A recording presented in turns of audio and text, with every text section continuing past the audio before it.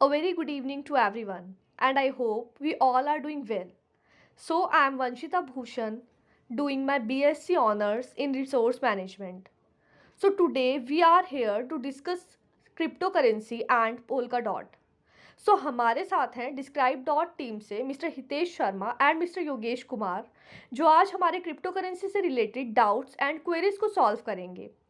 Basically, they are doing work for cryptocurrency throughout their career, and I'm really thankful to both of them for being with us. At the end of this call, we will be able to know what cryptocurrencies are and how they work. Also, the team will help us in understanding what will happen to the future of India when we accept cryptocurrency as a regular payment method. It is not a one to many session. You're also a part of it. So everyone is welcome to ask their queries related to their topics we are about to cover today. एक और चीज़ मैं यहाँ पर add करना चाहूँगी कि इस event के एंड में हमने एक कंपटीशन रखा है आप सभी के लिए. तो जो भी इस इवेंट में पार्टिसिपेट कर रहा है उनको एक चांस मिलेगा डिस्क्राइब डॉट टीम की ओर से एक अमेजिंग प्राइज़ जीतने का.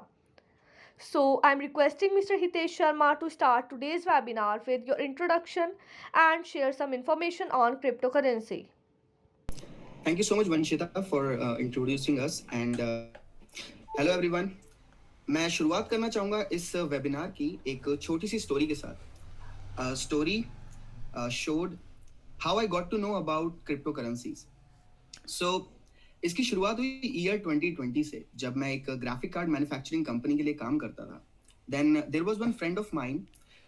He asked me about the high-end graphic card he should be buying for his crypto mining setup. तब मुझे नहीं पता था क्रिप्टो माइनिंग इतना ज़्यादा मैं इसमें इन्वॉल्व नहीं था. But I did know about the graphic card which the company was manufacturing at that time, the best graphic card. So I provided the required information he was looking for. But I wanted to know more about crypto mining. So I asked my friend, is it worth buying graphic cards for this purpose? So मेरे friend ने मुझे बताया कि उसने जो first graphic card bye किया था उसका जो अमाउंट था, उसकी जो कॉस्ट थी, वो उसने कुछ ही टाइम में रिकवर कर ली. इतना ही नहीं, जो उसने मैन पावर और इलेक्ट्रिसिटी कंज्यूम करने में जो भी अमाउंट एक्सपेंड हुआ था वो भी उसने बहुत जल्दी ही रिकवर कर लिया. सो ये सुन के मुझे बहुत खुशी हुई कि उसने वो अमाउंट रिकवर कर लिया. साथ ही मुझे थोड़ा सा शॉकिंग भी था मेरे लिए वो. So I started, it took all my interest and I started taking interest in cryptocurrencies at that time. So I would like to introduce myself now. मेरा नाम हितेश शर्मा है. मैं Describe में टेक्निकल एजुकेटर हूँ. It's been more than 1 year I've been learning about cryptocurrencies and blockchain. We do have a YouTube channel. Let me share my screen here.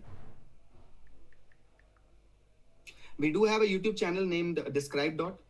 Our aim is to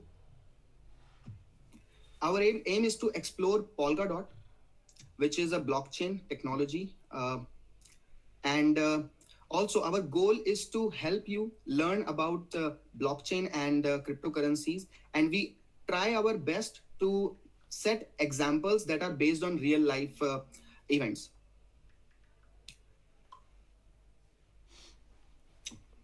On our channel, we have posted around 15 to 20 videos, and the numbers are still growing.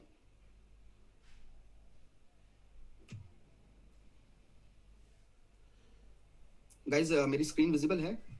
Is it visible to everyone? Yeah, Yes. it's visible. Okay, cool. Yeah. So इस webinar के first topic से start करना चाहूंगा, that is evolution of currency. Currency की शुरुआत कहाँ से हुई? इसके लिए मैं आपको एक पैराडॉक्स टाइम में लेके जाना चाहूंगा जब हमारे पास जो फर्स्ट स्टेज थी that was barter system. Barter system में हम एक एसेट के बदले दूसरे एसेट को एक्सचेंज करते थे. फॉर एग्जाम्पल, अगर आपके पास एक रेयर कैट है तो आप उसके बदले में हॉर्स बाय कर सकते थे. लेकिन इस सिस्टम में कुछ फ्लॉज थे. The very first flaw was कि आप अगर आपके पास एक एसेट है उसके बदले में आप दूसरा एसेट एक्सचेंज कर रहे हैं तो आप उसको स्प्लिट नहीं कर सकते. इसको समझने की और कोशिश करते हैं. तो अगर आपने एक रेयर कैट के बदले एक हॉर्स बाय किया है तो आप उस हॉर्स पर बैठने के लिए एक सीट बाय नहीं कर पाएंगे. उसके लिए आपको एक दूसरा एसेट देना होगा. या फिर अगर मैं कहूं कि अगर आपको एक कार्ट ऐड करनी है अपने हॉर्स के साथ जिसपे आप हैवी मटेरियल्स या थिंग्स आप लोड कर सको, तो वो आप नहीं कर सकते थे. उसके लिए आपको एक डिफरेंट एसेट एक्सचेंज करना होता था, डिफरेंट एसेट आपको देना होता था. सो तब हम सेकेंड स्टेज पे आए, that was exchange with Nobel metal.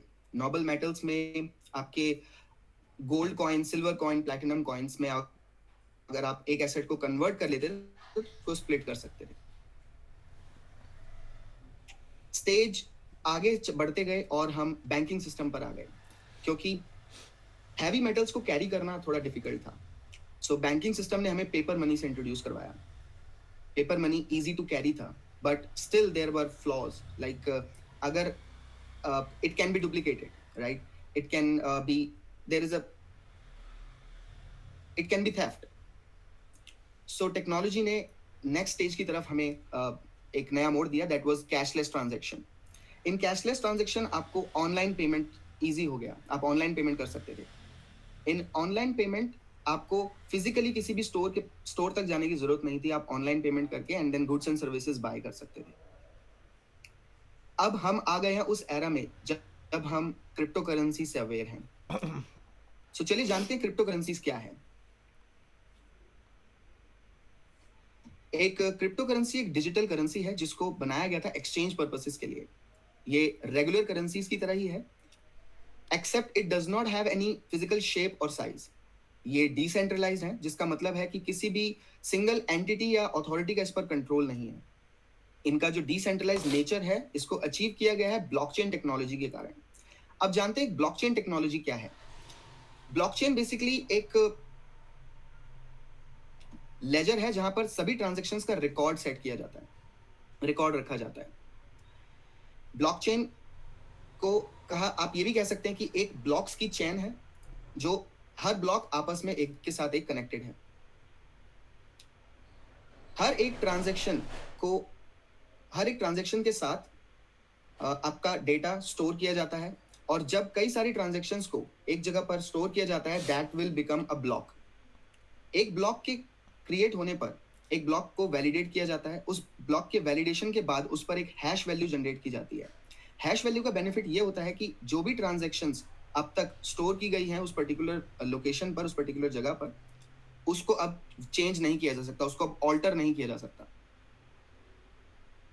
सो जो नेक्स्ट ब्लॉक जनरेट होता है उसमें करंट ब्लॉक का हैश वैल्यू, करंट ब्लॉक की हैश वैल्यू, साथ ही पिछले ब्लॉक की हैश वैल्यू को भी रखा जाता है. So that is how all blocks are connected with each other.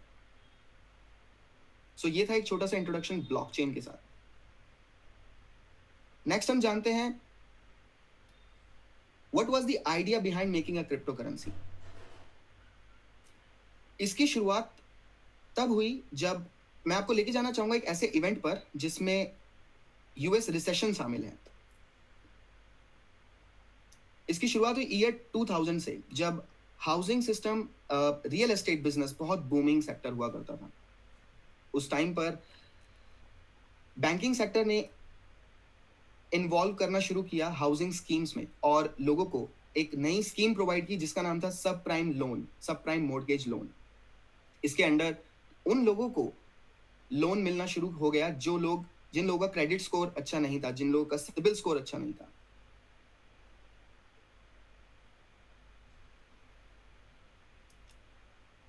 सो क्योंकि उन लोगों की क्वांटिटी ज्यादा थी, वो लोग ज्यादा थे जिन लोगों का credit score average credit score से बिलो था, उन लोगों को इंटरेस्ट आने लगा इस सिस्टम में, इस स्कीम में.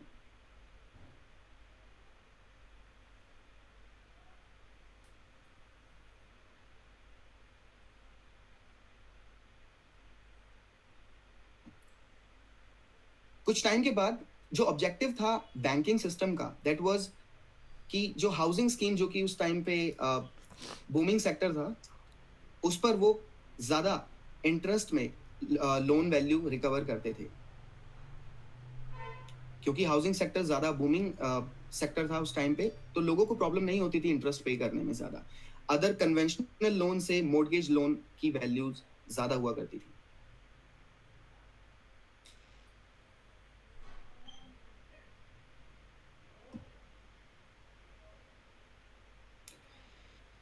इस स्कीम के पॉपुलर होने के बाद जो बिग इन्वेस्टमेंट फर्म्स थी वो इसमें इंटरेस्ट लेने लगे. and they started making calls to those people who were interested in mortgage loans. उन्होंने mortgage loan values को रीपैकेज करके लोगों को प्रोवाइड करना शुरू किया. इतना ही नहीं, वो mortgage value के mortgage loan के रीपैकेज होने के साथ साथ ही उनको अदर क्रेडिट प्रोडक्ट्स भी प्रोवाइड करते थे.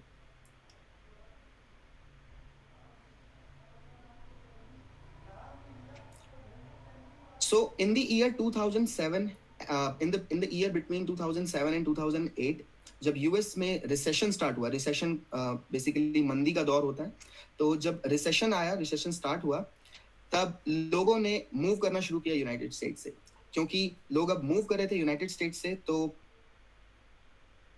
हाउसिंग सेक्टर भी इससे पीछे नहीं रहा. हाउसिंग सेक्टर पे इसका सबसे बड़ा इफेक्ट पड़ा.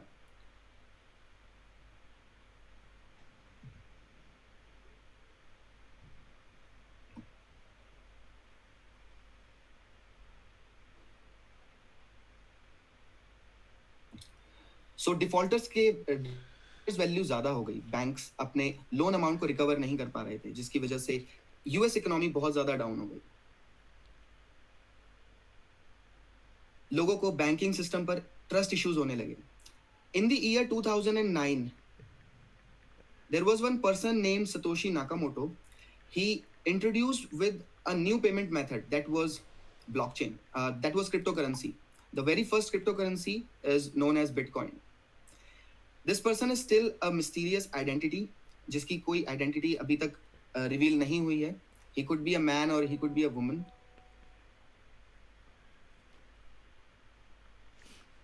इस सिस्टम का एक जो मेन कंसेप्ट था वो ये था कि अगर दो लोगों के बीच में ट्रांजैक्शन होनी है पेमेंट से रिलेटेड, सो इसमें थर्ड पार्टी के साथ अपनी आइडेंटिटी रिवील करना इज नॉट वर्दी. चलिए अब जानते हैं चलिए अब जानते हैं कि ये काम कैसे करता है. How does a cryptocurrency work? So if someone wants to buy a coin, cryptocurrency, उस रिक्वेस्ट को ब्रॉडकास्ट कर दिया जाता है peer to peer person network पर, and then there is one person who validates this transaction. That person कई सारी transactions को मिलाकर एक ब्लॉक में कन्वर्ट कर दिया जाता है, और इस ब्लॉक के वैलिडेट होने पर the person who is validating this block that gets a reward, and that this reward is called a bitcoin. I mean this reward is in the form of bitcoin.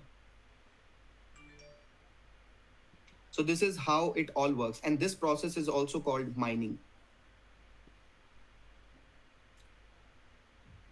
Next topic है types of cryptocurrencies, और आप कह सकते हैं applications that uses cryptocurrency. Categories क्या है cryptocurrencies की? इसमें सबसे पहला टॉपिक है DeFi.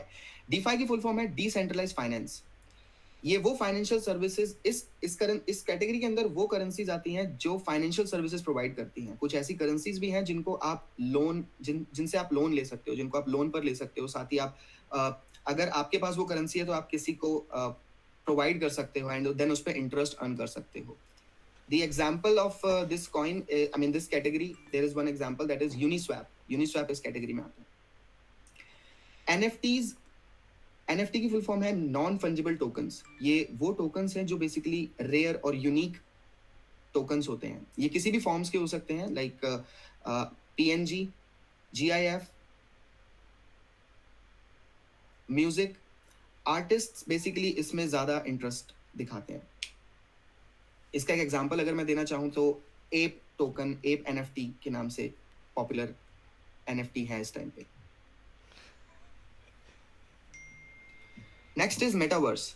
मेटावर्स एक वर्चुअल रियलिटी है जिसमें लोग वर्चुअली लैंड बाय कर सकते हैं या गेम कैरेक्टर्स बाय कर सकते हैं. एंड अगर कोई थर्ड पर्सन उसमें इंटरेस्टेड होता है, अगर वो कुछ पर्टिकुलर टाइम के लिए उसको यूज करता है, then he has to pay the amount to the person who owns that particular coin or currency or that character. Next is utility tokens. ये वो tokens हैं जिनको एक करेंसी के फंड रेजिंग के लिए ऐड किया जाता है. फॉर एग्जाम्पल, अगर एक करेंसी का प्राइस है 60 रुपीज, देन यूटिलिटी टोकन्स जो कि शुरू होंगे 4 रुपीज और 5 रुपीज से मिनिमम वैल्यूज के साथ, जो डायरेक्टली उस पर्टिकुलर ब्लॉकचेन और उस टेक्नोलॉजी का यूज करते हैं, तो ये उस पर्टिकुलर चीज़ के लिए यूज़ किए जाते हैं. इसका एक एग्जांपल मैं देना चाहूँगा यहाँ पे कि सिया कॉइन इसका एक एग्जांपल है. सिक्योरिटी टोकन वो टोकन्स होते हैं जिनको लॉन्ग टर्म के लिए यूज़ किया जाता है. या जैसे आपने शेयर्स के बारे में सुना होगा, company shares. So long term investment purpose के लिए इनका यूज़ किया जाता है. इसका एक एग्जांपल है Siya fund.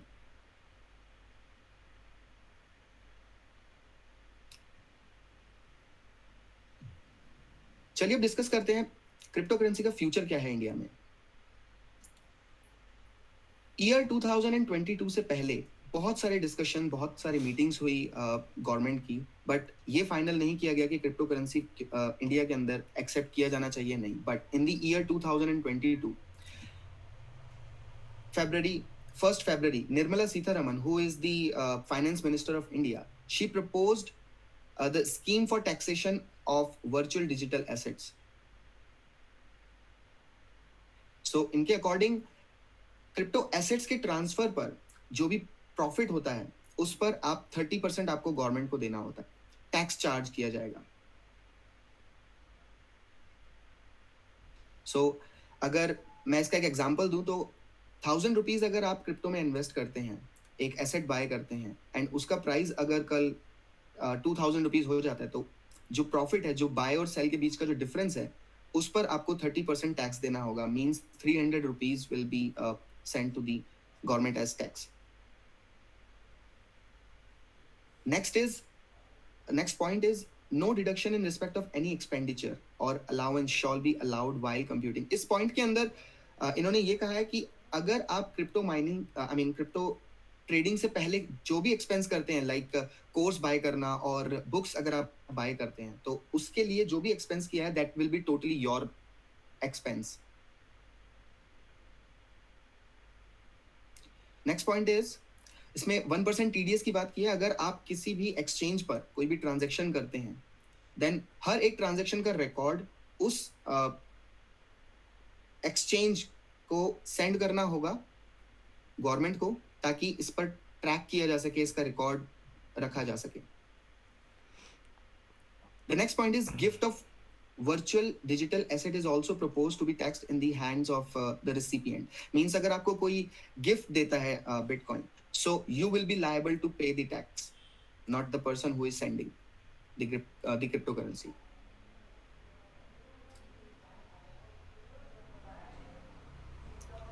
Now the next topic is benefits after accepting cryptos. So अगर गवर्नमेंट एक्सेप्ट कर लेती है, so ये इन पॉइंट्स पर आपको बेनिफिट होते हैं, इन एरियाज में आपको बेनिफिट होते हैं. सबसे पहला है इजी ट्रांजैक्शन. जो ट्रांजैक्शन होती है बहुत ही इजी एंड फास्ट होती है.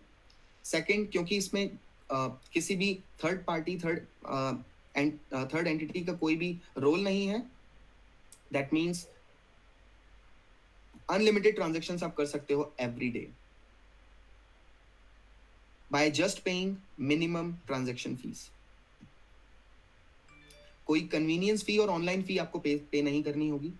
मीन्स अगर आप टिकट बाय करते हो तो कोई भी कन्वीनियंस चार्ज आपको नहीं लगेगा. इवन अगर आप रेस्टोरेंट में बाय करते हैं कोई भी चीज़, अगर रेस्टोरेंट से कुछ भी चीज़ परचेज करते हैं, तो वहाँ पर भी टैक्स फ्री ही आपको पे करना होगा.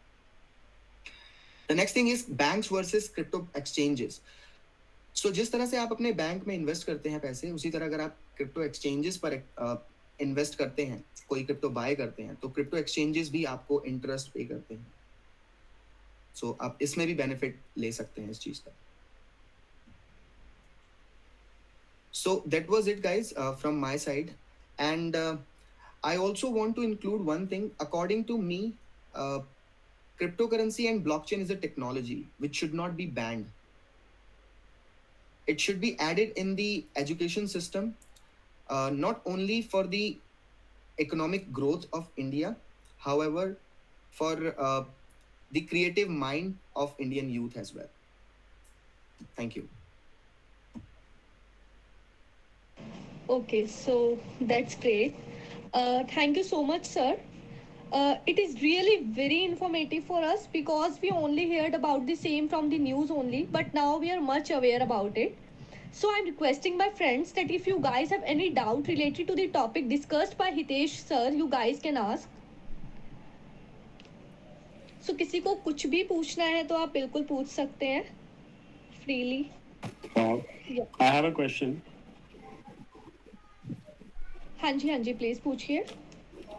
So जो transactions होती है क्रिप्टो में क्या वो ट्रेसेबल होती है? First of all it is a very good question. मैं आपको बताना चाहूँगा कि जो भी ट्रांजैक्शंस आप एक्सचेंजेस के थ्रू करते हो दोज आर ट्रेसेबल बिकॉज आपने अपने डॉक्यूमेंट्स आपने अपने अकाउंट को वेरीफाई करने के लिए अपने डॉक्यूमेंट सबमिट किए हैं, right? And because the government has also taken interest in the cryptocurrencies, they have asked the exchanges to pay share the record of the transaction in the term of TDS that I mentioned earlier. So अगर आप कोई भी transaction करते हो exchanges के through, उनका record exchange government को send करता है, सेंड करेंगे एंड उनका ट्रांजेक्शन्स का रिकॉर्ड अगर गवर्नमेंट के पास है so that means it is traceable.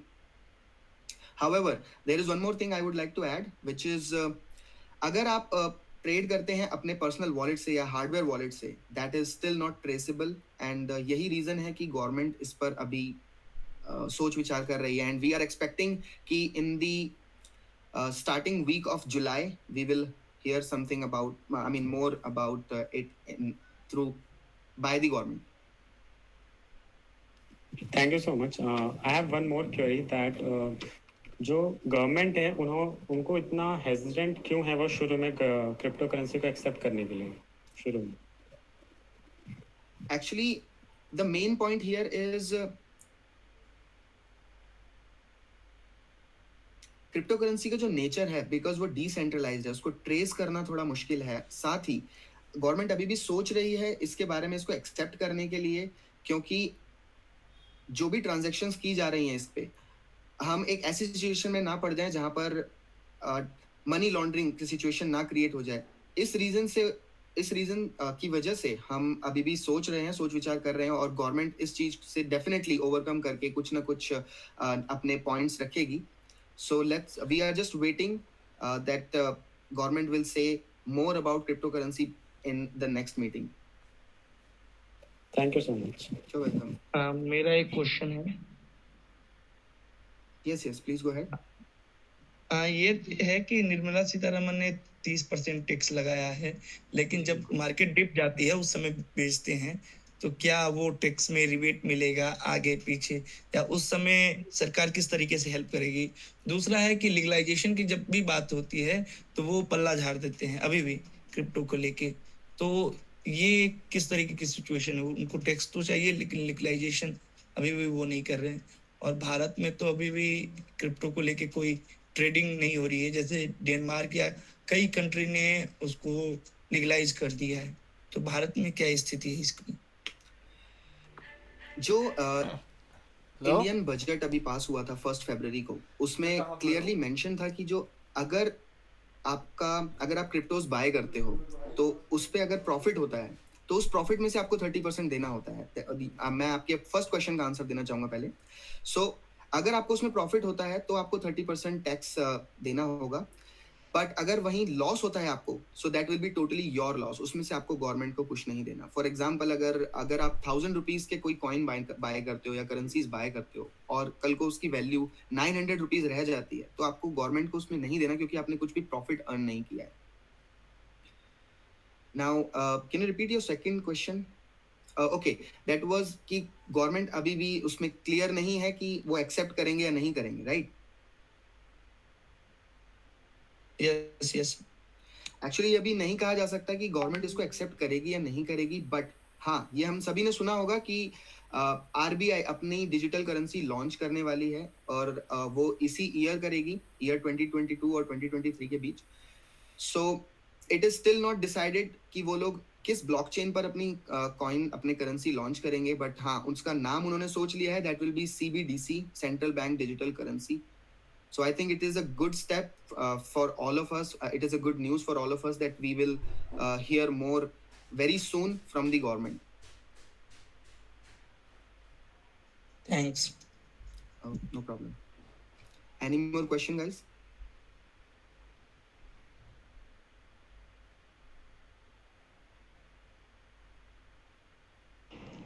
I think सबको क्लियर है.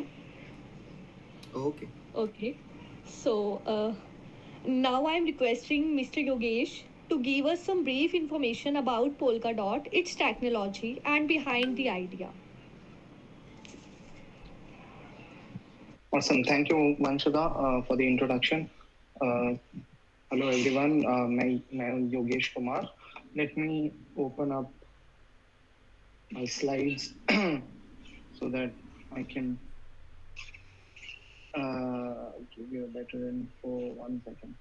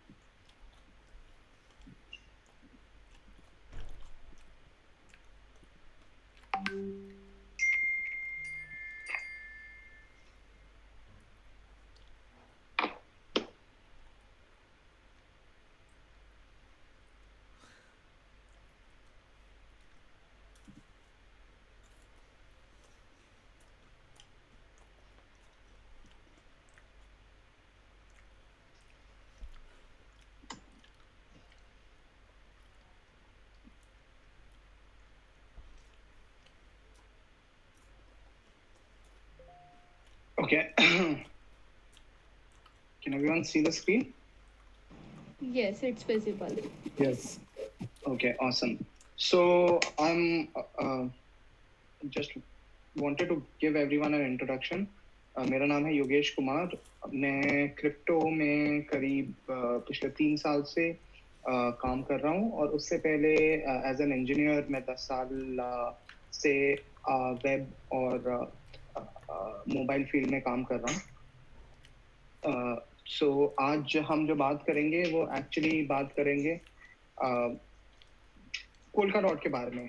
पोल्काडॉट क्या है और उसको बनाना क्यों ज़रूरी था, क्योंकि ऑलरेडी अगर आप देखेंगे तो काफ़ी सारे अलग अलग नाम से क्रिप्टो करेंसीज आपको दिखेंगी या सुनने में आएंगी. जैसे बिटकॉइन है, इथेरियम है, सोलाना है और बहुत सारे हैं. तो पोल्काडॉट में ऐसा क्या खास है और हम क्यों उसकी तरफ ज़्यादा इंक्लाइंड हैं, ये चीज़ थोड़ा डिटेल में डिस्कस करेंगे. वहाँ तक पहुँचने से पहले मैं बाकी जो क्रिप्टो करेंसी सिस्टम्स हैं उनमें जो दिक्कतें हैं उसके बारे में बात कर सकते हैं. तो जैसा कि अभी हितेश ने बताया कि जो क्रिप्टो करेंसी है वो ब्लॉकचेन पे बेस्ड है और ब्लॉकचेन ब्लॉक्स मतलब जो जब एक इंसान दूसरे इंसान को किसी भी करेंसी में कोई भी अमाउंट भेजता है तो वो एक ट्रांजैक्शन रिकॉर्ड होती है. वो जब 50 ट्रांजैक्शन रिकॉर्ड हो जाती है या 100 ट्रांजैक्शन रिकॉर्ड हो जाती है तो वो एक ब्लॉक बनता है और वो ब्लॉक फिर उस पूरे जो क्रिप्टो करेंसी का चेन है उसमें ऐड होता है, इसलिए उसको ब्लॉकचेन कहते हैं. दिक्कत ये है कि आजकल बहुत सारे क्रिप्टो करेंसीज हैं. बिटकॉइन है, इथेरियम है, सोलाना है. तो इन सब के बीच में कम्युनिकेशन बहुत मुश्किल है। अगर मेरे को डायरेक्टली बिटकॉइन से इथेरियम चाहिए तो वो मैं नहीं ले सकता हूँ, क्योंकि मेरे को पहले बिटकॉइन से नॉर्मल रुपी लेना होगा या फिर किसी एक्सचेंज पर जाकर उस एक्सचेंज पे अपना बिटकॉइन देना होगा, फिर वो इथेरियम मुझे देगा। तो there is no communication between two different blockchains. तो वो चीज हमारा जो पहला रीजन है पोल्का डॉट का, वो ये है, बनाने का पहला रीजन ये है कि ये कम्युनिकेशन हमें बनानी जरूरी है, क्योंकि अगर वो नहीं होगा तो सारे क्रिप्टो करेंसीज अपनी अपनी दुनिया में चल रहे होंगे और कोई भी एक दूसरे से कम्युनिकेट नहीं कर पाएगा। और इससे होगा ये कि आगे जाके crypto currency as a solution काम नहीं कर पाएगा। जो अगला रीजन है वो है स्केलिंग का। तो स्केलिंग क्या होती है? स्केलिंग का मतलब है कि अगर मैं एक बेसिक आइडिया स्केलिंग का ये होता है कि एक सेकेंड में इस किसी भी नेटवर्क या किसी भी क्रिप्टो करेंसी या किसी भी पेमेंट गेटवे में कितने ट्रांजैक्शंस हो सकते हैं। तो जो स्केलिंग है वो बहुत खराब है क्रिप्टो करेंसी की, क्योंकि बिटकॉइन एक सेकेंड में करीब 5 ट्रांजैक्शंस ही कवर कर पाता है। इथेरियम ने थोड़ा इसको इम्प्रूव किया और वो 1500 ट्रांजैक्शंस पर सेकेंड करता है, जबकि जो आपका वीजा या मास्टर कार्ड है, जो आपके क्रेडिट कार्ड डेबिट कार्ड्स हैं, वो 30,000 तक स्केल कर जाते हैं पर सेकेंड। तो ये चीज है जो इनको बढ़ने से रोक रही है। जैसे ही ट्रांजैक्शंस ज्यादा होते हैं, आपकी ट्रांजैक्शन फीस बढ़ जाती है क्रिप्टो करेंसी पे। तो वो एक इशू है जो जिसको सॉल्व करना जरूरी था। फिर आता है सिक्योरिटी। तो अभी क्या होता है कि हर क्रिप्टो करेंसी अपना खुद की सिक्योरिटी सिस्टम्स लिखता है, खुद का सब कुछ लिखता है, और उससे ये होता है कि उसके लिए बहुत ड्यू डिलिजेंस लगती है। और फिर भी बहुत सारे ऐसे क्रिप्टो करेंसीज हैं जो जिन पर अटैक होता है और वो कॉम्प्रोमाइज हो जाते हैं। तो ये एक और इश्यू है। उसके बाद है कस्टमाइजेशन। अब कस्टमाइजेशन क्या होता है? कस्टमाइजेशन क्रिप्टो करेंसी में कस्टमाइजेशन है ये कि अगर एक पर्टिकुलर क्रिप्टो करेंसी एक चीज के लिए बनी है, तो क्या उसके ऊपर हम और भी चीजें बना सकते हैं? इसका मतलब ये कि at the end of the day crypto currency एक रिकॉर्ड है, और वो रिकॉर्ड में आप क्या भेजना चाहते हो, क्या नहीं भेजना चाहते हो, ये चीज आपके ऊपर डिपेंड करती है। और क्या जो क्रिप्टो करेंसी है वो ये चीज अलाउ कर रही है कि आप कुछ भी भेज दो, कोई फर्क नहीं पड़ रहा है। तो इथेरियम ने इस पे काफी काम किया है, इसलिए आप इथेरियम पे ही बहुत सारी चीजें बनते हुए देखेंगे, जैसे डिसेंट्रलाइज्ड फाइनेंस और एनएफटीज और आजकल जो आपके सिक्योरिटी और यूटिलिटी टोकन्स हैं। लेकिन बिटकॉइन पे ऐसा नहीं है। लेकिन फिर भी इथेरियम में थोड़ी बहुत दिक्कतें हैं, जो कस्टमाइजेशन आपको जिन चीजों में अलाउ नहीं करता है। तो ये एक और रीजन था जो यूज हुआ था जब पोल्का डॉट को बनाने का डिसीजन लिया जा रहा था। पुअर गवर्नेंस क्रिप्टो करेंसी को ब्लॉकचेन पे बनाया जाता है, और उसी का यूटिलाइजेशन गवर्नेंस के लिए होता है। गवर्नेंस क्यों? क्योंकि क्रिप्टो करेंसी किसी एक पर्टिकुलर ऑर्गेनाइजेशन के थ्रू नहीं चलता है। क्रिप्टो करेंसी बहुत सारे लोग मिलकर एक करेंसी को चलाते हैं, लेकिन और क्योंकि सब लोगों का इन्वॉल्वमेंट है उस करेंसी में, इसीलिए गवर्नेंस होना जरूरी है, ताकि हमें ये पता लग सके या पूरी जो कम्युनिटी है वो डिसीजंस ले सके कि आगे अगला स्टेप किसी पर्टिकुलर क्रिप्टो करेंसी का क्या होना चाहिए। तो जो गवर्नेंस का मॉडल है ये कई सारी क्रिप्टो करेंसीज में काफी खराब है। तो उस चीज को ठीक करने का और उस चीज को लोगों के सामने लाने का एक इम्पोर्टेंट रीजन था, जिसकी वजह से पोल्का डॉट पे काम किया गया था। Upgrades are difficult. अपग्रेड्स मतलब अगर मान लीजिए कि मैं भी क्रिप्टो करेंसी की एक चेन चला रहा हूँ और कोई और भी, तो अगर कुछ नई सिक्योरिटी फीचर आता है क्रिप्टो करेंसी में, तो उसको अपने जो मैं चला रहा हूँ उसको अपग्रेड करना बहुत मुश्किल होता है, क्योंकि ये होता है कि या तो मैंने कर लिया और जो दूसरा इंसान है जो नहीं चला रहा है वो क्रिप्टो का जो वही क्रिप्टो करेंसी चला रहा है, अगर उसने नहीं अपग्रेड किया तो वो ज्वाइन नहीं कर सकता है। तो इसी वजह से ये अपग्रेड होना बहुत जरूरी है और वो चीज को ध्यान में रखते हुए ही पोल्का डॉट बनाया गया है। अब आते हैं पोल्का डॉट क्या है। पोल्का डॉट एक स्केलेबल ब्लॉकचेन है। स्केलेबल का मतलब ऐसा ब्लॉकचेन जो बहुत जल्दी स्केल कर जाए। जैसे मैंने आपको बताया था कि जो ट्रांजैक्शंस हैं वो बहुत स्लो होती हैं। पोल्का डॉट ऐसा क्रिप्टो करेंसी है जो बनाया गया था ताकि बहुत जल्दी जितने भी ट्रांजैक्शंस होते हैं वो बहुत जल्दी स्केल कर सके और ऐसे कर सके कि किसी एक पर्टिकुलर चीज के लिए एक ही ब्लॉकचेन रिस्पॉन्सिबल होगा और उन पर्टिकुलर ब्लॉकचेन्स को मिलाकर हम एक पूरा बड़ा ब्लॉकचेन बनाएंगे जिसमें छोटे छोटे ब्लॉकचेन्स होंगे जो एक एक चीज हैंडल कर रहे होंगे। जैसे अगर आप इथेरियम का एग्जांपल लेते हैं तो एनएफटी का हर ट्रांजैक्शन मेन इथेरियम चेन पर आता है। डिसेंट्रलाइज्ड फाइनेंस का हर ट्रांजैक्शन मेन इथेरियम चेन पे आता है। तो इससे मेन इथेरियम चेन ब्लॉक हो जाती है। पोल्का डॉट का रीजनिंग ये था कि आपको अगर एनएफटी पे ट्रांजैक्शन करना है तो आप एनएफटी पे अपना ट्रांजैक्शन कीजिए। वो ब्लॉक एक छोटा ब्लॉकचेन होगा जो ये चीजें हैंडल कर रहा होगा और जब वो आपने ट्रांजैक्शन कर लिया और उन सारे ट्रांजैक्शन का आप एक ब्लॉक बना के हमें बस ब्लॉक का नंबर दे दीजिए ताकि हम उन सबको एक साथ जोड़ के और एक बड़ा ब्लॉकचेन बनाए। इसके बारे में हम और डिटेल में बात करेंगे कि ये कैसे काम करता है। उससे पहले थोड़ा सा ये जान लेते हैं कि ये बनाया कि पोल्का डॉट किसने बनाया था और ये उनकी क्रेडिबिलिटी क्या है।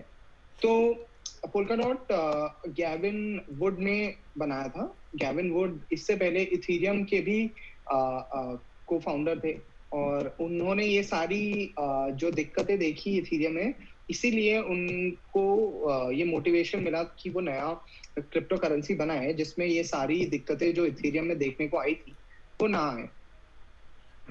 तो कुछ स्पेसिफिक फीचर्स के साथ वो क्रिप्टो करेंसी बनाने का काम स्टार्ट हुआ। उनमें से एक मेजर फीचर था ये जो फीचर्स हैं जैसे इम्यूटेबिलिटी। अब मैं इन सब में मैं थोड़ा सा डिटेल में जाता हूँ ताकि लोगों को एक आइडिया मिल जाए कि क्या क्या है। बट अगर आपको इसके बारे में ज्यादा पढ़ना है तो पोल्का डॉट का अपना एक विकिपीडिया पेज भी है, उस पे भी ये चीजें आपको काफी क्लियरली समझाई गई हैं। बट हम थोड़ा थोड़ा इन सब के बारे में जान लेते हैं कि इम्यूटेबिलिटी क्या है। इम्यूटेबिलिटी का मतलब होता है कि जब आप एक ट्रांजैक्शन करते हैं तो एक बार वो ट्रांजैक्शन ब्लॉक पे चला गया तो इसका मतलब है कि वो ट्रांजैक्शन अब इन रिकॉर्ड है। उस ट्रांजैक्शन को आप एडिट नहीं कर सकते। अगर आपको कोई चेंज चाहिए तो आप एक नया ट्रांजैक्शन बनाएंगे। जैसे मैंने आपको पैसे भेजे, किसी को भी पैसे भेजे, वो मेरे को एक्चुअली भेजने 1000 रुपए थे लेकिन मैंने 5000 भेज दिए। तो अब ऐसा नहीं हो सकता है कि वो रिवर्स हो कि मैं उसको बोलूं कि यार इस ट्रांजैक्शन में इसको 4000 कर दे, इसको 4000 माइनस करके 1000 कर लो। आपको नया ट्रांजैक्शन करना पड़ेगा जिसमें जो दूसरा बंदा है वो आपको वापस भेजेगा वो 4000 रुपए ताकि वो पूरा बैलेंस क्लियर हो सके। तो जो ये फीचर होता है जिससे आप किसी ट्रांजैक्शन को एडिट नहीं कर सकते या चेंज नहीं कर सकते, उसको इम्यूटेबिलिटी कहते हैं। और यही रीजन है कि ब्लॉकचेन इतना ट्रस्टवर्दी है क्योंकि अगर एक बार कोई ट्रांजैक्शन चली गई तो वो एडिट नहीं हो सकती है, कोई भी उसको चेंज नहीं कर सकता है। तो एक बार वो हिस्ट्री में आ गया, उसके बाद आपको चेंज करने के लिए दूसरा ट्रांजैक्शन करना पड़ेगा। डिसेंट्रलाइज्ड का मतलब होता है कि कोई सिंगल पार्टी नहीं है जो ब्लॉकचेन चलाती है। ब्लॉकचेन हम और आप जैसे लोग चलाते हैं। एक छोटा सा सॉफ्टवेयर होता है जो आपको अपने कंप्यूटर में इंस्टॉल करना होता है। उसके बाद आप उस ब्लॉकचेन का हिस्सा बन जाते हैं और आप भी अगर मान लीजिए कि मैंने मैंने कोई ट्रांजैक्शन करी जिसमें मैंने किसी और को कुछ अमाउंट भेजा, वो जो वॉलेट है वो ना वो उस सॉफ्टवेयर को इंफॉर्मेशन या इवेंट भेजेगा कि इस एड्रेस, इस अकाउंट को पैसे भेजे हैं, और वो एड्रेस, और क्योंकि आप वो सॉफ्टवेयर चला रहे हैं तो वो उस एड्रेस उस ट्रांजैक्शन को लेकर एक ब्लॉक में ऐड कर देगा, और जैसे ही वो 10 ट्रांजैक्शंस या 20 ट्रांजैक्शंस होती हैं, वो सॉफ्टवेयर ऑटोमेटिकली आपका वो ब्लॉक बनाकर चेन पर डालने की कोशिश करेगा।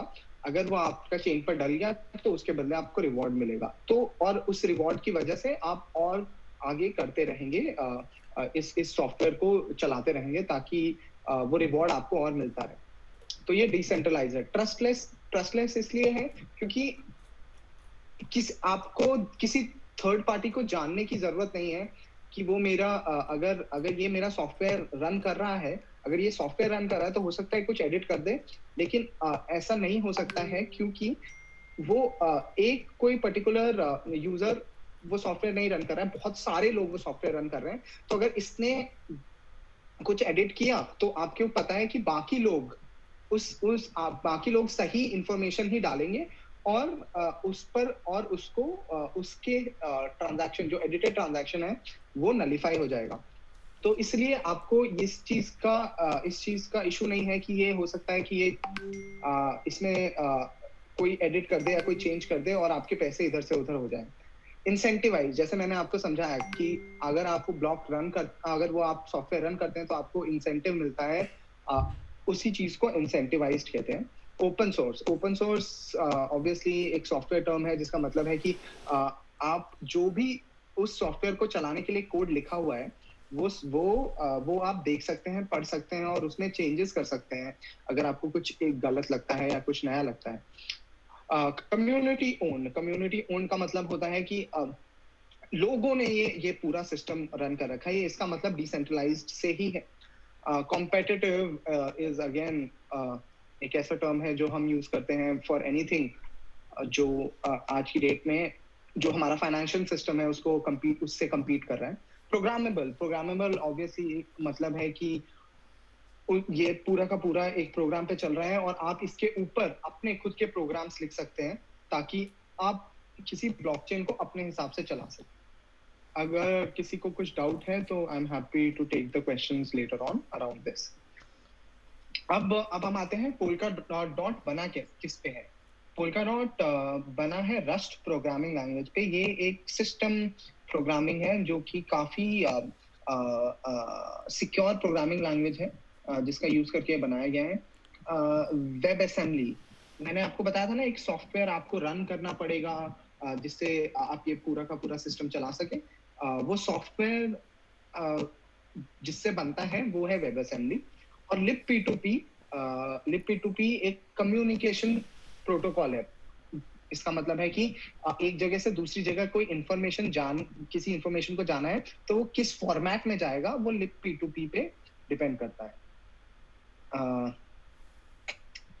अपग्रेडेबिलिटी, जैसा मैंने आपको समझाया था कि अपग्रेड करना क्यों जरूरी है, क्योंकि अगर मेरा सॉफ्टवेयर जिस पे मैं रन कर रहा हूँ वो चल रहा है और किसी डिफरेंट वर्जन पे, और दूसरे का सॉफ्टवेयर किसी डिफरेंट वर्जन पे चल रहा है, तो वो ब्लॉक जो बन रहा है उसमें इशू हो जाता है। ट्रांजैक्शन प्रोसेसिंग, जैसे मैंने बताया कि ब्लॉकचेन्स बहुत स्लो हैं अभी ट्रांजैक्शंस प्रोसेस करने के लिए, एंड इनको अभी बहुत इम्प्रूव करना है टू ट्रांजैक्शंस की स्पीड को। अब आते हैं पोल्का डॉट के मेजर टेक्नोलॉजी डिसीजंस पे। तो जो पहली चीज है वो जो पोल्का डॉट को बाकी क्रिप्टो करेंसी से अलग बनाती है वो है पैराचेन। तो पोल्का डॉट एक शेयर्ड मॉडल पे काम करती है। शेयर्ड मॉडल मतलब जैसे आप ये इमेज देख रहे हैं, इसमें ये जो आप ग्रे कलर का पूरा लाइन देख रहे हैं, ये एक रिले चेन है, रिले चेन, और इसके ऊपर ये जो छोटे छोटे ब्लॉक्स देख रहे हैं आप, ये पैराचेन है। अब इस इमेज का मतलब क्या है? इस इमेज का मतलब ये है कि जो आपका मेन ब्लॉकचेन है वो आपकी छोटी छोटी ट्रांजैक्शंस नहीं हैंडल करेगा। जो आपकी छोटी छोटी ट्रांजैक्शंस हैं वो आपके छोटे छोटे चेन्स हैंडल करेंगे, और एक बार एक ब्लॉक बन जाता है, उसके बाद वो बस उस ब्लॉक का इंफॉर्मेशन बड़ी चेन को दे देंगे, ताकि बड़ी चेन के पास भी एक रिकॉर्ड हो हर एक चीज का जो छोटी चेन्स पे हो रहा हो। इससे फायदा ये है कि जितना भी किसी पर्टिकुलर ब्लॉकचेन का रिक्वायरमेंट है वो सारा एक के अंदर ही कवर अप हो जाता है, और मेन चेन सिर्फ ये ध्यान रखता है कि ये ब्लॉक ठीक से चल रहा है या नहीं चल रहा है। इससे एक तो स्पीड इंप्रूव होती है, दूसरा सिक्योरिटी इंप्रूव होती है, और बहुत सारे ट्रांजैक्शंस एक बार में अलग अलग चेन पर हो सकते हैं। ठीक है, अब हम थोड़ा सा आगे आते हैं। अब जैसे अब कुछ लोगों ने स्पेसिफिक ये छोटे वाले पैराचेन्स बनाए हैं या ब्लॉकचेन्स बनाए हैं, जिसमें से एक है अकाला। अकाला इज एक डिसेंट्रलाइज्ड फाइनेंस एप्लीकेशन है, जिसपे आप जाकर अपना क्रिप्टो करेंसी आप ब्याज पे लगा सकते हैं। आप ये कर सकते हैं कि आपके पास कुछ अमाउंट है जो आपको ब्याज पे लगाना है, आप अकाला पे जाइए, अपने पैसे को कन्वर्ट कीजिए अकाला में, और आप उसको ब्याज पे लगा के उससे इंटरेस्ट ले सकते हैं। फाला एक प्राइवेसी स्पेसिफिक ब्लॉकचेन है, जिसमें जो आपका सारी जो आइडेंटिटी है वो हैंडल करता है। मूनबीम क्या है? मूनबीम एक ऐसा प्लेटफॉर्म है जो बिल्कुल इथीरियम की तरह काम करता है। तो इसका मतलब ये है कि इथीरियम का जितना भी सिस्टम है वो बस एक छोटा सा चेन हो गया पूरे पोल्काडॉट इकोसिस्टम में। ये चेनएक्स और प्लाज्म ये भी सिमिलर ही प्लेटफॉर्म्स हैं, तो इनके बारे में आप इनकी वेबसाइट्स पे जाकर ज्यादा जान सकते हैं। उसके बाद है पूलिंग सिक्योरिटी। पूलिंग सिक्योरिटी, जैसे मैंने आपको बताया कि ये जो छोटे छोटे चेन है, ये सारा अपना इंफॉर्मेशन एक बड़ी चेन को देते हैं, और जो सिक्योरिटी है, क्योंकि वो बड़ी चेन से कनेक्टेड है, तो सारा का सारा जो सिक्योरिटी का फोकस है वो बड़ी चेन पर आता है, और वो सबका सिक्योरिटी हैंडल करता है। इससे ये होता है कि आपके सारे ब्लॉकचेन के रिसोर्सेज एक ही जगह होते हैं, और वो और सिक्योरिटी वाइज वो ज्यादा सिक्योर इसलिए है क्योंकि सिक्योरिटी का सारा काम हर एक ब्लॉकचेन को नहीं देखना पड़ रहा है, सिर्फ एक मेन ब्लॉकचेन जो मेन रिले चेन है वो देखता है। वेरीफाइंग एट वैलिडेटर्स लेवल, ये जो जैसे मैंने आपको बताया था कि हर पॉइंट पे एक छोटा सॉफ्टवेयर जो आप अपने कंप्यूटर में रन करते हैं, पोल्काडॉट में वो जो सॉफ्टवेयर आप रन कर रहे हैं वही सॉफ्टवेयर हर चीज वैलिडेट कर लेता है बिफोर मतलब ब्लॉक पे डालने से पहले। उससे होता ये है कि काफी सारा जो इशू होता है फ्रॉड का, वो वैलिडेटर लेवल पे ही हैंडल हो जाता है या नॉर्मल सॉफ्टवेयर लेवल पे ही हो जाता है। उसके बाद ये दोबारा उसको वेरीफाई करता है चेन लेवल पे। तो मतलब यहाँ पर मल्टीपल लेवल वेरिफिकेशन है ताकि फ्रॉड्स और ये ना हो। और क्योंकि ये सारे अलग अलग छोटे छोटे चेन्स पे चल रहे हैं, बहुत सारे ट्रांजैक्शंस एक बार में पैरेलली काम कर सकते हैं, which leads too much faster speeds. Relay chain, जैसे मैंने आपको बताया था कि एक मेन चेन होता है और छोटे छोटे चेन्स होते हैं। वो छोटे चेन्स पैरा चेन कहलाते हैं, और जो मेन चेन जो इन सबको हैंडल कर रहा है वो रिले चेन होता है। इसके बाद हम ब्रिजेस और इन पे भी बात करेंगे। इंटरऑपरेटेबिलिटी, अब देखिए, अब एक बहुत इंपॉर्टेंट पॉइंट है, जैसे मैंने आपको बताया कि ये छोटे छोटे ब्लॉकचेन्स हैं। तो ये जो छोटे छोटे ब्लॉकचेन्स हैं, ये करंटली एक दूसरे से, जो ब्लॉकचेन्स हैं वो एक दूसरे से बात नहीं कर सकते हैं। तो यहाँ पर पोल्काडॉट क्या करता है, वो अलाउ करता है चेन्स को एक दूसरे से बात करने के लिए। ये क्यों नेसेसरी है? फॉर एग्जांपल, अगर आपको जैसे मैंने फाला का एग्जांपल दिया, जो आपके पैसे लेकर वो ब्याज पे लगाता है, जिससे आप ब्याज ले सकते हैं। मान लीजिए कि एक और ब्लॉकचेन है जिसमें आप अपनी आइडेंटिटी सेट कर सकते हैं कि मेरा फुल नेम क्या है, मेरा पासपोर्ट डिटेल्स क्या है, और ये सब क्या है। तो अब अगर फाला को ये चेक करना है कि ये यूजर क्या फ्रॉड है या सही है, वो बस एक दूसरे ब्लॉकचेन जो आइडेंटिटी ब्लॉकचेन है उससे पूछेगा कि क्या ये यूजर की डिटेल्स या ये वॉलेट एड्रेस, क्या ये फ्रॉड है या सही है। उसको बस इतना बताना है कि ये सही है और वो आगे कंटिन्यू कर सकता है। तो ये एक दूसरे से जो कम्युनिकेशन जब एक कम्युनिकेशन चैनल बन जाएगा, उसके बाद सारे ब्लॉकचेन्स को बस अपनी चीज पर ध्यान रखना है, और जो भी बाकी रिक्वायरमेंट्स हैं वो दूसरे ब्लॉकचेन्स अपने आप हैंडल करते रहेंगे। ये जो और अब जैसे ये जो डिस्कशन है, ये जो कम्युनिकेशन है, ये कम्युनिकेशन होती है ब्रिजेस के थ्रू। ब्रिजेस जब आपका एक ब्लॉकचेन दूसरे ब्लॉकचेन से कनेक्ट करना चाहता है, तो वो डायरेक्टली एक ब्रिज बनाएगा जिससे वो उनसे कनेक्ट कर सके। अब यहाँ पर हम एक साथ रखते हैं, जैसे मैंने आपको बताया, रिले चेन्स क्या करते हैं, कोऑर्डिनेट ट्रांजैक्शन डिलीवरी। पैराचेन्स छोटे छोटे ब्लॉकचेन जो हैंडल करते हैं, और ब्रिजेस जो दो छोटे वाले पैराचेन्स को एक दूसरे से कनेक्ट करते हैं फॉर कम्युनिकेशन। अब आते हैं सबस्ट्रेट पे। सबस्ट्रेट होता है, सबस्ट्रेट वो टेक्नोलॉजी है जिसपे पोल्काडॉट बना है।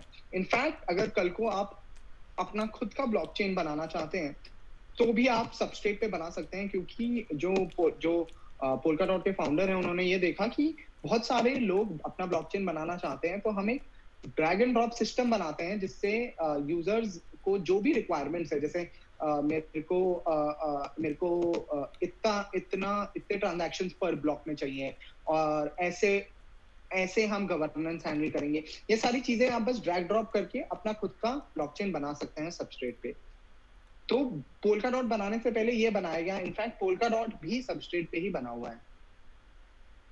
कुसामा जो है वो पोल्काडॉट का टेस्टिंग नेटवर्क है। मतलब कोई भी चीज, कोई भी नया अपडेट चेंज जब टेस्ट करना होता है, तो वो पहले कुसामा पे टेस्ट होता है। उसके बाद जब उस पे वो टेस्टिंग सक्सेसफुल होती है, तो उसको मेन जो पोल्काडॉट रिले चेन है उस पे डाला जाता है।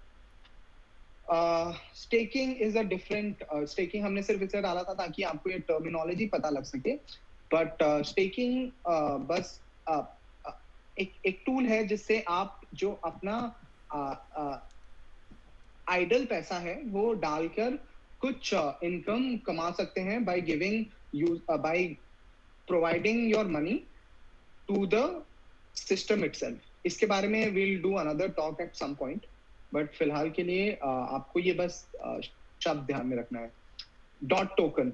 तो क्योंकि ये सारा का सारा सिस्टम एक ब्लॉकचेन पर है, वो ब्लॉकचेन पर कुछ भी ट्रांजैक्ट करने के लिए आपको एक टोकन चाहिए, और उसी टोकन के थ्रू आप उस ब्लॉकचेन को एक्सेस कर सकते हैं। तो ये जो डॉट टोकन है वो इसी चीज में हैंडल करता है। उसके अलावा डॉट टोकन से आप गवर्नेंस भी हैंडल कर सकते हैं। फॉर एग्जांपल, अगर कोई नया चेंज है जो पोल्काडॉट पे जाना है, उसको पे आपको वोट करना है कि ये चीज सही है या गलत है, तो वो भी आप डॉट टोकन के थ्रू कर सकते हैं।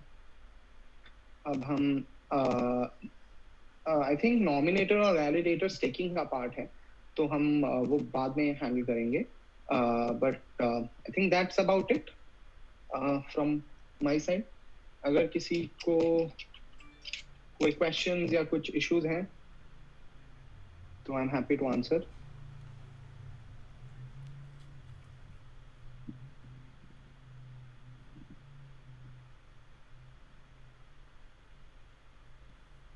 ओके, सो अगर किसी को कोई भी क्वेश्चन है तो आप प्लीज पूछ सकते हैं सर से राइट नाउ।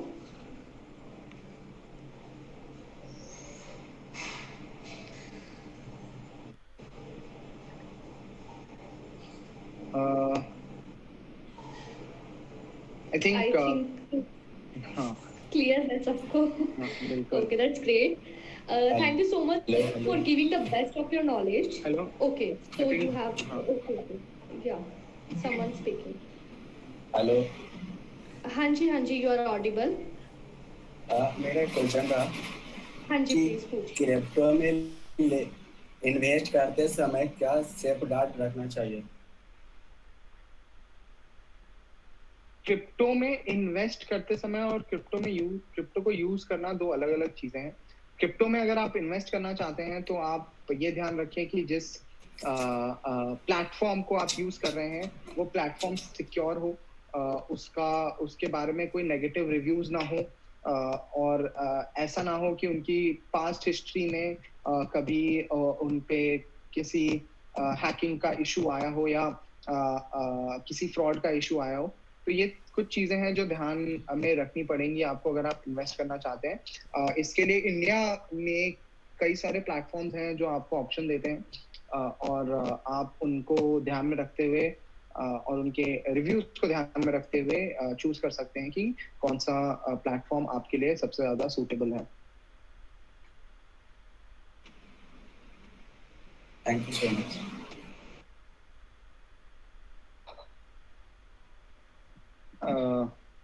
आई थिंक सबको क्लियर है। Vanshita, Okay, anything thank else you you want again, to sir. Thank you again for giving the best of your knowledge, and it is really a very informative and interesting topic for all of us to understand. So, Describe Dot has its own YouTube channel and social media accounts. तो मैं आप सभी से request करूंगी कि आप सभी लोग डिस्क्राइब डॉट के सोशल प्लेटफॉर्म्स को फॉलो करें ताकि future updates and upcoming videos की नोटिफिकेशंस आपको मिलती रहें. So, thank you so much, and I hope that everyone found this event interesting. And thank you so much again to both of you, Mr. Hitesh and Yogesh. Thank you so much, Vanshita, for you as well, for being a part of it. And again, thank you, Yogesh, for Okay. joining with us. Alright. Yeah. Awesome. Guys, still, if you have questions, then you can raise your questions and send us an email on describedot@gmail.com. Okay. Alright. Thank you, everyone.